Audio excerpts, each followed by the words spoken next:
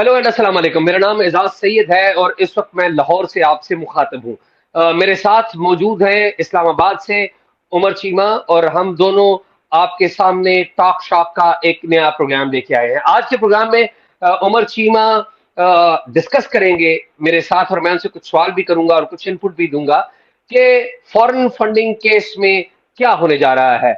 Foreign funding case के हवाले से आज फाइनेंशियल टाइम्स, बरतानिया के मारूफ अखबार में साइमन क्लार्क एक जर्नलिस्ट हैं, उन्होंने खबर भी दी है। और उन्होंने आरिफ नकवी जो कि अबराज ग्रुप के सरबराह हैं, जिन पर अमेरिका में भी केस चल रहा है, बरतानिया में भी इनके ऊपर केस चलता रहा है, उनके हवाले से नए इंकशाफात भी सामने आए हैं। लेकिन उन्हीं के हवाले से नए इंकशाफात नहीं आए, बल्कि एक दुबई यानी कि यूएई के एक वजीर का नाम भी सामने आया है, जिन्होंने पाकिस्तान तहरीक इंसाफ और पाकिस्तान तहरीक इंसाफ के सरबराह इमरान खान को उनकी जमात के लिए साल 2013 के इंतखाबात के लिए फंडिंग की, जो कि एक ममनुआ फंडिंग है पाकिस्तानी कानून के हवाले से। ये सब कुछ जो कि फॉरेन फंडिंग के हवाले से सामने आ रहा है पाकिस्तान के अंदर अखबारात में और दुनिया भर के अखबारात में, उसके असरात पाकिस्तान तहरीक इंसाफ पर क्या होंगे और उसके असरात इमरान खान के ऊपर क्या होंगे, ये तमाम बातें हम डिस्कस करेंगे। लेकिन सबसे पहले मैं उमर चीमा के पास चलता हूं।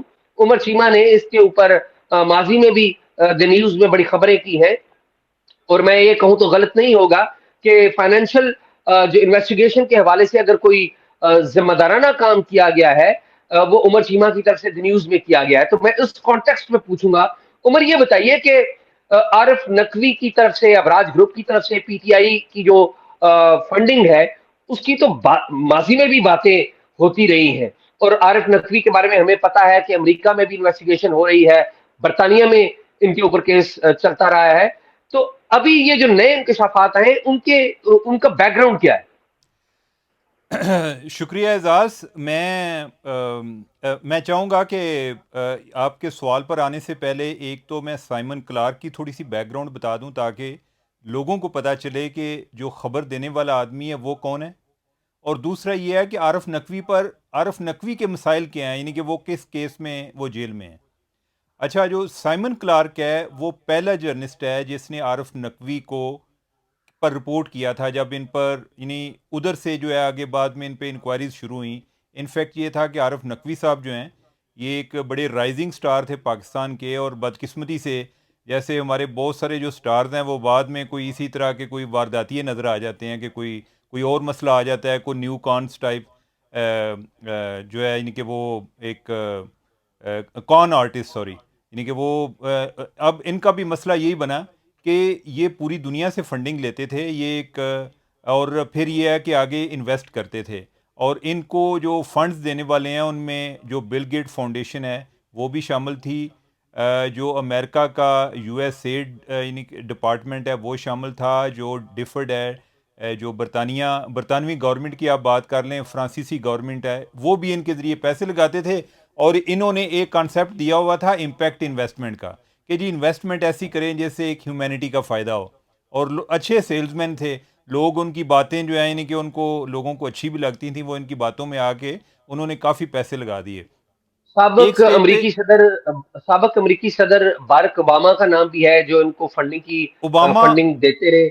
हाँ, यानी कि प्रिंस चार्ल्स ओबामा का नाम भी है इंतज़ामिया, उनकी चैरिटी के लिए। जी, यानी कि प्रिंस जब चार्ल्स ओबामा भी। इंतज़ामिया थी, यानी मैंने वो जी जी। बात की ना कि अमेरिकी गवर्नमेंट, बरतानवी गवर्नमेंट और फ्रांसीसी गवर्नमेंट ये इनके डोनर्स में शामिल थे, बिल गेट फाउंडेशन और इसके अलावा बहुत सारे लोगों के अलावा बिल्कुल बहुत ठीक। सारे लोग थे। खैर, यानी कि एक स्टेज पे कोई इनकी इनके अंदर की कोई एक ईमेल जो है वो लीक हो गई, तो उससे पता चला कि ये जो अपनी एक पिक्चर पेश करते हैं कि हम हमारे जो एसेट्स हैं वो इस तरह से जा रहे हैं, उस वो ऐसा नहीं था। यानी कि इंटरनली जो है फिजिकल मालियाती गैप्स बहुत सारे आ रहे थे। मज़ीद इन्वेस्टिगेशन पर पता ये चला कि वो फ़ंड जो कि इन्होंने एक हेल्थ केयर प्रोजेक्ट्स के लिए लिए थे, कि जिसके ज़रिए इन्होंने अफ्रीका और एशिया के गरीब मुल्कों में हॉस्पिटल्स बनाने थे, वो फ़ंड जो हैं यानी कि इन्होंने अपने पर्सनल अकाउंट्स में, अपने जो दोस्त हैं उनके अकाउंट्स में ट्रांसफ़र कर लिए। कोई इस तरह से कोई इनका कोई आप समझें कि कोई कोई मालिक गबन। हाँ, माली गबन तो हुआ, कोई $250 मिलियन کا यानी कि उस पर कोई इनकी इन्वेस्टिगेशन शुरू हो गई, फिर ये उधर कहीं गए, यूके में गए, उधर पकड़े गए, उन्होंने अरेस्ट कर लिया। अब अमेरिका वाले जो हैं वो इनकी एक्स्ट्राडिशन की रिक्वेस्ट कर रहे हैं, ये को रुकने की कोशिश कर रहे हैं कि मेरा किसी तरह मामला रुक जाए, तो अमेरिका में इन पर इन्वेस्टिगेशंस चल रही हैं। तो ये जो चीज़ें हैं जिन पर हम आज बात करने जा रहे हैं, ये भी उसी के रिलेटेड हैं, ये उन्हीं इन्वेस्टिगेशन से चीज़ें जो हैं आगे आ रही हैं। अब ये है जी कि आरिफ नकवी साहब जो हैं उन्होंने एक ऑफशोर कंपनी बनाई हुई थी, उस कंपनी का नाम था वुटन क्रिकेट लिमिटेड। वो एक केमैन आइलैंड है, तो उसमें इन्होंने रजिस्ट्री कराई हुई थी। उसके ज़रिए बज़ाहिर जो है ये एक चैरिटी का कोई काम करते थे जी, कि मैं चैरिटी के लिए फंडिंग इकट्ठी करता हूँ।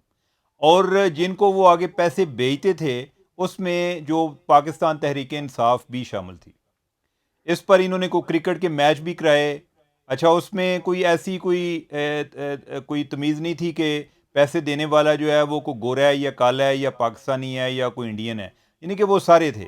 लेकिन राइट नाउ यानी कि जो इशू यहाँ पर अंडर डिस्कशन है, आज की खबर जिसका आप जिक्र कर रहे हैं, उसमें उतनी हम डिटेल में नहीं जा रहे। यानी कि इसमें जो चीज़ आई है वो ये है कि आरिफ नकवी साहब ने जो पैसे भेजे उसमें एक तो अबराज के पैसे थे, एक अबराज के इन्वेस्टमेंट फंड से पैसे गए, यानी कि कोई 1.3 मिलियन डॉलर जो था वो उधर से आया।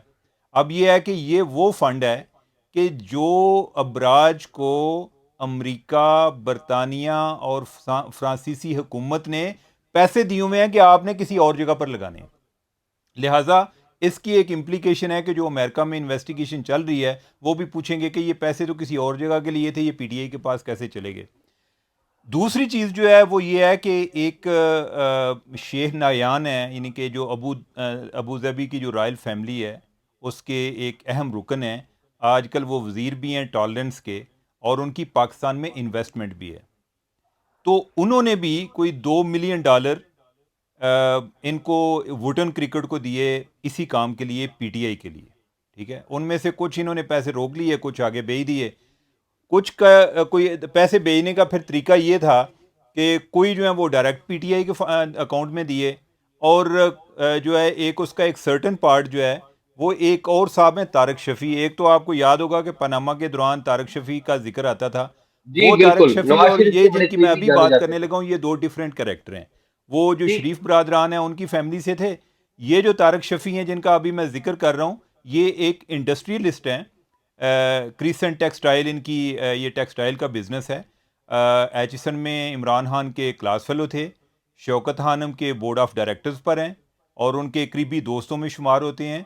और कुछ पैसे जो हैं उनके अकाउंट में भेजे कि आप आगे जाके पीटीआई को दे दें।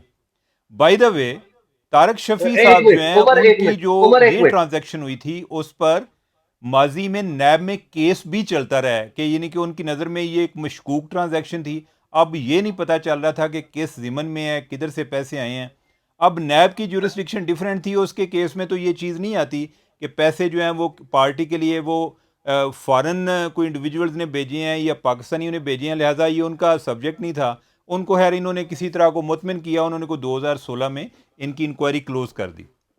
जब ये अच्छा उमर, अर्फ आपकी कथा कलामी, एक उमर मैं बीच में इंटरप्शन करने लगा हूं, मैं सिंप्लीफाई चीजों को करना चाह रहा हूं। आप ये कह रहे हैं कि अबराज ग्रुप के आरिफ नकवी, इसको उनको अमेरिका, बरतानिया और दीगर ममालिक ने खैराती रकम दी, और कुछ खुद उन्होंने खैराती चैरिटी के काम के लिए पैसे इकट्ठे किए, जो कि चैरिटी में जाने थे, खैरात के कामों में जाने थे, लोगों की फलाह बहबूद के लिए जाने थे। वो उन पैसों का एक हिस्सा पाकिस्तान तहरीके इंसाफ के अकाउंट्स में आया, कुछ डायरेक्ट आया और कुछ तारिक शफी जो कि इमरान खान साहब के दोस्त हैं उनके थ्रू आया। ये केस है बेसिकली। नहीं एजाज, मैं ये कह रहा हूँ कि जो पैसे इन्होंने बैरूनी यानी जो अमेरिका, बरतानिया और फ्रांस की गवर्नमेंट से लिए, उसमें से भी कोई पैसा जो है वो पीटीआई के खाते में आया।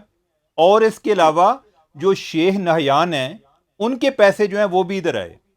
जो ठीक बाहर है। की हुकूमतें उन्होंने आरिफ नकवी को पैसे दिए थे कि आपने मुख्तलिफ कंट्रीज़ में गरीब मुल्कों में हॉस्पिटल्स बनाने हैं, ताकि उधर जो है हेल्थ केयर के प्रोजेक्ट्स हैं वो आपने लगाने हैं। वो बजाय यानी कि वो उस काम के लिए, या जो बिल गेट्स ने इनको पैसे दिए हुए थे उधर लगाने के, ये इन्होंने को अपने अकाउंट्स में ट्रांसफ़र कर दिए। کوئی باقی لوگوں کو دینے شروع کر دیے, کچھ جو ہیں وہ پی ٹی آئی کو بھیج دیے. میں اس ٹھیک ہے. کا ذکر اس پیرائے میں کر رہا ہوں کہ جو امریکہ میں انویسٹیگیشن ہو رہی ہے اس میں ان کے لیے بھی یہ چیز اس لحاظ سے انٹرسٹنگ ہوگی کہ ہمارا جو پیسہ ہے وہ پی ٹی آئی کے پاس بھی گیا ہے. ٹھیک ہے, وہ میں اس سینس میں بات کر رہا ہوں. باقی جو حالانکہ شیخ امریکہ پر نہیان ہیں ان کا ذکر حالانکہ جو ہے وہ بھی میں اس پیرائے میں کر رہا ہوں, جو آگے جا کے ہم آخر پہ کنکلوژن کریں گے اس کی جو ایک سنگینی ہے ان الزامات کی, وہ پی ٹی آئی پر کیا اثرات ہو سکتے ہیں, وہ میں ان دو طرح کی فنڈنگ کا میں اینڈ پر کنکلوژن نکالوں گا.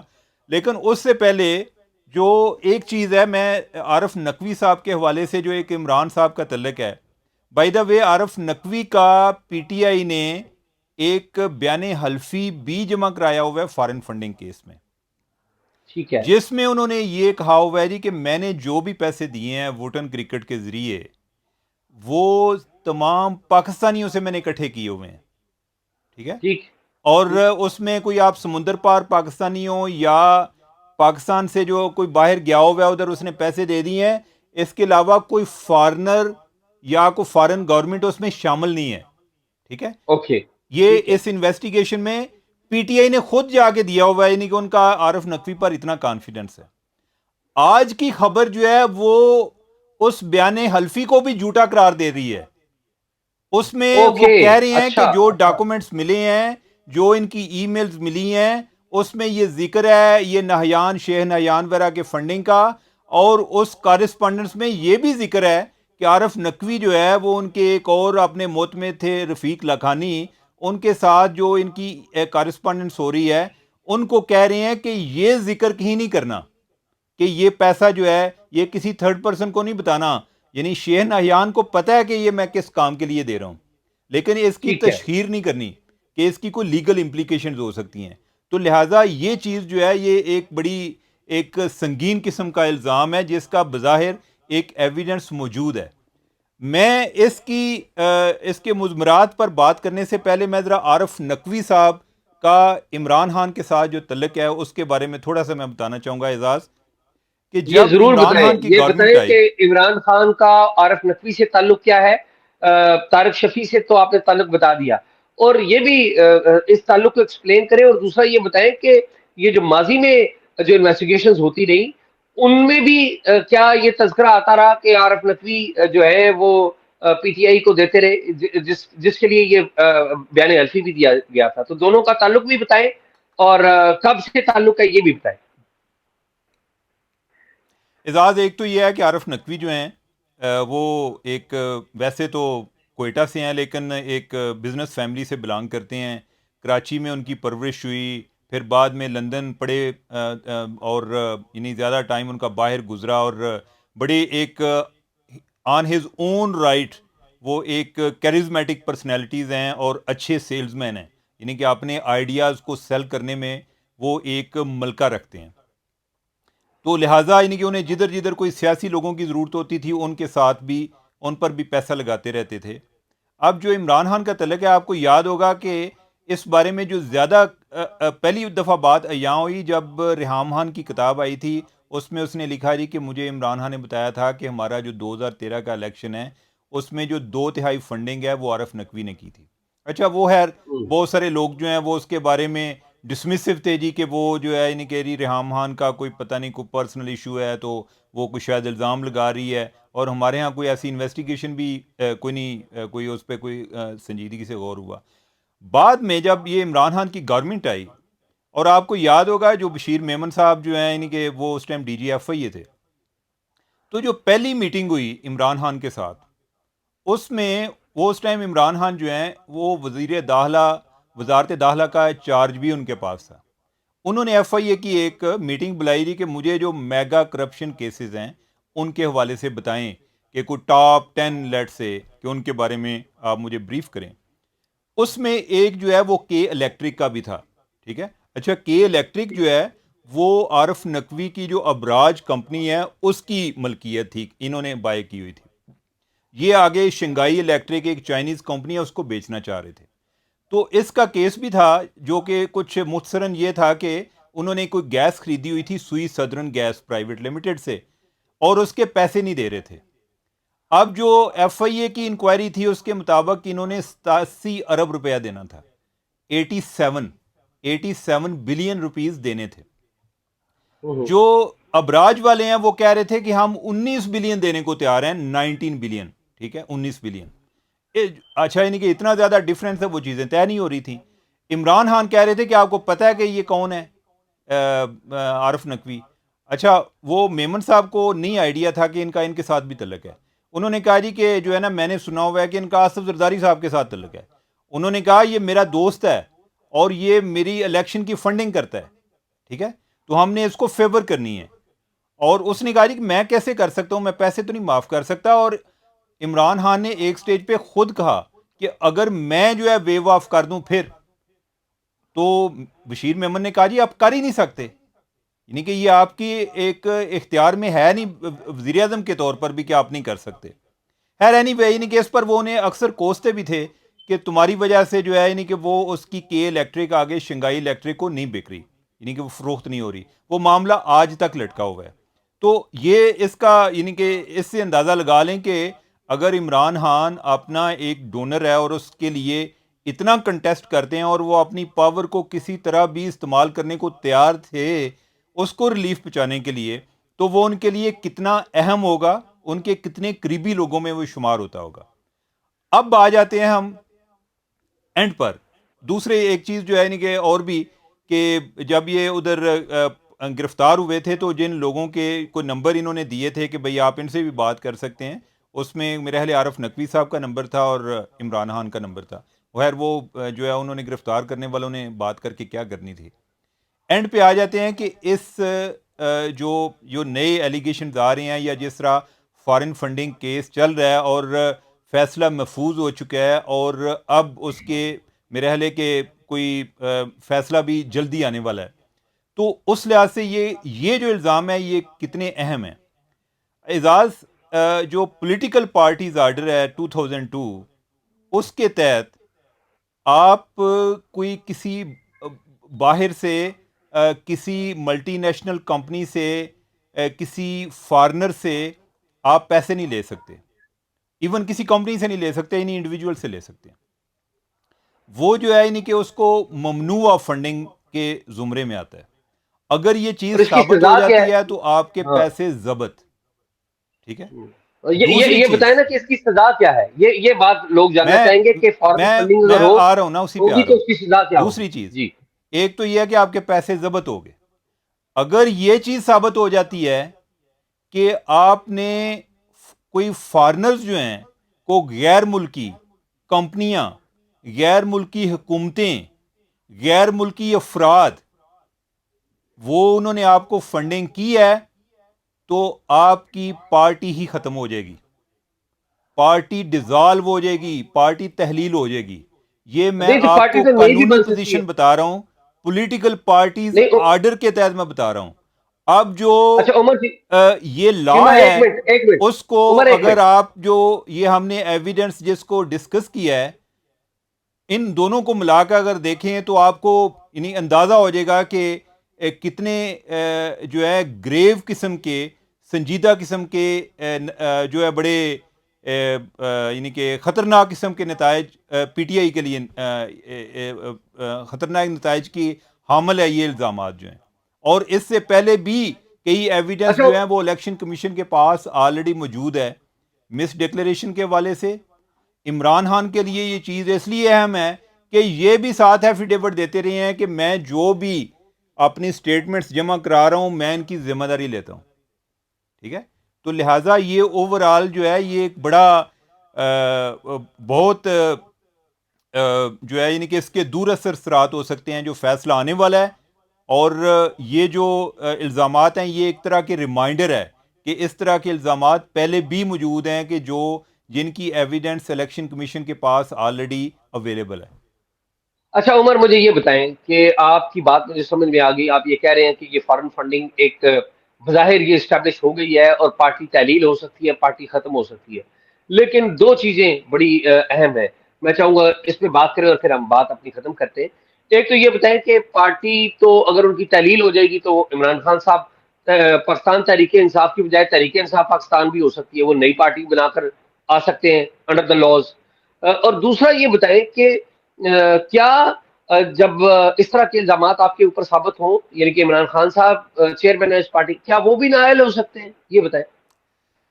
اعزاز، جب پارٹی ہی ختم ہو گئی، اور ایک تو یہ ہے کہ پارٹی ختم ہو گئی، باقی یہ ہے کہ آپ کوئی نئی پارٹی بنا بھی لیں، یہ جو ایک بیگیج ہے وہ تو آپ کے ساتھ ساتھ چلے گا. نہیں، ٹھیک ہے، یعنی کہ پارٹی آپ اس کے لیڈر بعد نااہل جو جی ہوتا ہے چاہے یا کریں، نہیں؟ آپ کوئی نئی کمپنی بنا لیں، یعنی کہ دیٹ ڈزنٹ میٹر. دوسرا نہیں، یہ ہے کہ لیکن وہ سوال عمران یہ ہے خان نا. کے لیے کیا ہو سکتا ہے، آپ جو ہے یعنی کہ ایز اے چیئرمین این ممکن ہے کہ ساتھ جب پارٹی ڈیزالو ہو جائے، یعنی کہ پارٹی کا ڈیزالو ہونا ایک ایکسٹریم فارم ہے. ٹھیک ہے، اب جو ڈسکوالیفیکیشن والا معاملہ ہے، اس بارے میں مجھے ایگزیکٹ نہیں آئیڈیا، میرا نہیں خیال، کیونکہ میں پولیٹیکل پارٹیز آرڈر کی بات کر رہا ہوں، وہ پولیٹیکل پارٹیز کو ڈیل کر رہے ہیں. ٹھیک ہے، جو ڈسکوالیفیکیشن ہے وہ ممبران کی ہوتی ہے، جو رکن اسمبلیاں ان کی ہوتی ہے، ان کے لیے علیحدہ ہے. اب کیا یعنی کہ اس پہ ان کو اگر یہ لگا دیا جائے کہ یہ صادق اور امین بھی نہیں رہے، یہ مس ڈکلیریشن میں بھی تو آتی ہے نا چیز، کہ اگر آپ نے ایک ایفیڈیوٹ جمع کرایا ہے اور ایویڈنس جو ہے وہ اس کے اگینسٹ آ گئی ہے، آپ نے کہا فار ایگزامپل کہ ہمارے 10 اکاؤنٹ ہیں، ایویڈنس آ گئی کہ آپ کے 40 اکاؤنٹ تھے، آپ نے چھپائے ہوئے تھے. ٹھیک ہے، آپ نے کہا جی کہ ہم نے کسی غیر ملکی سے پیسے نہیں لیے، ایویڈنس آ گئی کہ نہ صرف غیر ملکی کمپنیوں سے لیے، آپ نے غیر ملکی افراد سے بھی پیسے آپ کو ریسیو ہوئے. ٹھیک ہے، تو آپ کا جو ایک ڈیکلیریشن ہے جب وہ غلط ہو جاتا ہے تو این ممکن ہے کہ ایز اے ممبر بھی ان کی جو کوالیفیکیشن ہے کہ یہ صادق اور امین نہیں رہے، وہ بھی جو ہے وہ چیلنج ہو جائے. اس کے لیے بھی یعنی کہ ڈسکوالیفیکیشن والی کو بات ہو سکتی ہے. یہ ایک اس کا ایک انڈائریکٹ کانسیکوینس یہ ہو سکتا ہے. ڈائریکٹ کانسیکوینس جو ہے اثر جو ہے وہ پارٹی پر آتا ہے. ٹھیک ہے عمر چیمہ، آپ کی بات میں نے سنی، اور آئی بلیو کہ جو ہمارے سننے والے ہیں اور دیکھنے والے ہیں وہ بھی اس بات کو سمجھیں گے. بہت سارے لوگ ہیں اس وقت وہ چاہتے ہیں کہ عمران خان ڈسکوالیفائی ہو. پاکستان تحریک انصاف ایک بڑا چیلنج بن کے ابھری ہے پاکستان مسلم لیگ نون کے لیے اور دیگر جماعتوں کے لیے، کیونکہ پبلکلی ایک ویو چلی ہے پاکستان تحریک انصاف کے حق میں اور عمران خان کے حق میں. اور ظاہر ہے ان کے جو مخالفین ہیں حکومت میں بیٹھے ہوئے ہیں اور پنجاب کے اندر وہ اپوزیشن میں ہیں، وہ چاہتے ہیں کہ عمران خان صاحب ڈسکوالیفائی ہوں، ان کی پارٹی ختم ہو تاکہ اعزاز، ان کو ہو. اس میں اعزاز ایک چیز میں ایڈ کروں گا جی کہ جی. ہم جو ابھی بات کر رہے ہیں نا، یہ لوگوں کے چاہنے یا نہ چاہنے کی بات نہیں ہو رہی. نہیں نہیں، میں یہ بات یہ کچھ اور کر رہا نہیں، میری بات سنیں، یہ کیس جو ہے 2014 سے چل رہا ہے، ابھی تک کنکلوڈ نہیں ہو رہا. ٹھیک ہے، تو اگر ہم اس میرٹ پر بات کریں تو زیادہ بہتر ہے. اگر ہم انٹینشن پہ بات کریں گے نا تو پھر ہر چیز پولیٹیسائز ہو جاتی ہے، میرٹ جو ہے یعنی کہ اس کی اہمیت ختم ہو جاتی ہے. عمر، میں آپ کی بات سے ایگری کرتا ہوں کہ ہر چیز پولیٹیسائز ہو جاتی ہے، لیکن اس وقت پولرائزیشن اتنی ہے کہ تمام جو چیزیں ہیں ان کو پولیٹیسائز کر دیا جاتا ہے.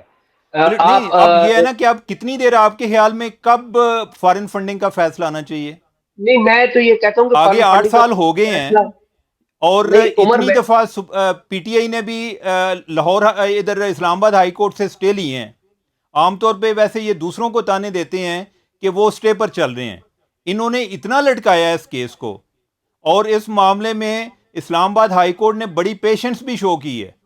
یعنی کہ انہوں نے ان کے معاملے کو انہوں نے لٹکانا چاہا، وہ لٹکاتے رہے، یعنی کہ وہ آگے چلتا رہا. الیکشن کمیشن بھی یہ کرتا رہا. اب یہ ہے کہ عمر 8 میں سال ہو بات گئے ہیں، اب کتنا کو اور ٹائم چاہیے؟ عمر میں آپ کی بات کو ایگری کرتا ہوں کہ ٹائم سے فیصلہ آنا چاہیے. تو یہ قصور بھی تو الیکشن کمیشن کا ہے نا کہ انہوں نے یہ فیصلہ کیوں لیٹ کیا. ان کو بھی تو چاہیے تھا نا کہ وہ کر دیتے. دیکھیں بات یہ ہے کہ ہم نے اصول کے اوپر اور ٹھوس باتوں کے اوپر جانا ہے جو آپ نے بتائی ہیں، لیکن ہم نے یہ بھی نہیں دکھانا کہ ہم کسی جماعت کے ساتھ اور کسی کے مخالف ہیں. یہ یاری بات مسئلہ ہمارے یہ ہے ذہن نا، میں ہونی چاہیے.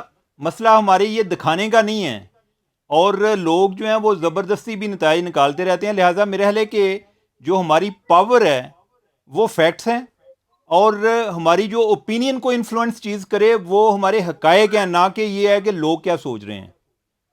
بالکل ٹھیک ہے، میں اس سے اتفاق کرتا ہوں. اور یہ بڑا مشکل کام ہوتا ہے کہ ہائیلی پولرائزڈ اور ہائیلی پولیٹیسائزڈ جو انوائرمنٹ ہے اس میں ہم اپنی انڈیپینڈنس کو قائم رکھیں اور اپنی جو جرنلسٹک ایتھکس ہے ان کو فالو رکھیں، لیکن ہم پوری کوشش کر رہے ہیں ایمانداری سے، جو حقائق ہیں جو پاکستان تحریک انصاف کے خلاف ہیں تو وہ بھی بتائیں گے، ان کے حق میں تو وہ بھی بتائیں گے، نون لیگ کے خلاف ہیں تو وہ بھی بتائیں گے، اور ان کے حق میں تو وہ بھی بتائیں گے. اور یہ اصول ہم تمام جو اسٹیک ہولڈرز ہیں، چاہے وہ سیاسی جماعتوں میں بیٹھے ہوئے ہیں، چاہے وہ اسٹیبلشمنٹ میں بیٹھے ہوئے ہیں، چاہے وہ عدلیہ میں بیٹھے ہیں، ان کے اوپر یہ اصول لاگو کرنے کی کوشش کریں گے. کتنا کامیاب ہوتے ہیں کتنے ناکام ہوتے ہیں مجھے اور عمر چیمہ کو آپ نے بتانا ہے، اور مجھے اور عمر چیمہ کو آپ اس طرح سے بتائیں گے کہ جو بھی ہم آپ کے سامنے شو کرتے ہیں، جو بھی ویڈیو آتی ہے، تو آپ سے گزارش ہے کہ اس کے نیچے اپنے کمنٹس ضرور دیں. ہم پوری ایمانداری سے کوشش کر رہے ہیں کہ آپ کے سامنے حقائق لے کے آئیں، وہ حقائق لے کے آئیں جو حقائق ہے، وہ نہیں لے کے آئیں جو صرف آپ سننا چاہتے ہیں، کیونکہ لازمی نہیں جو آپ سننا چاہتے ہیں وہ حقیقت بھی ہو. تو ہم اگینسٹ دا ونڈ چلیں گے، حقائق کے ساتھ رہنے کی کوشش کریں گے. مجھے اور عمر چیمہ کو اجازت دیجیے.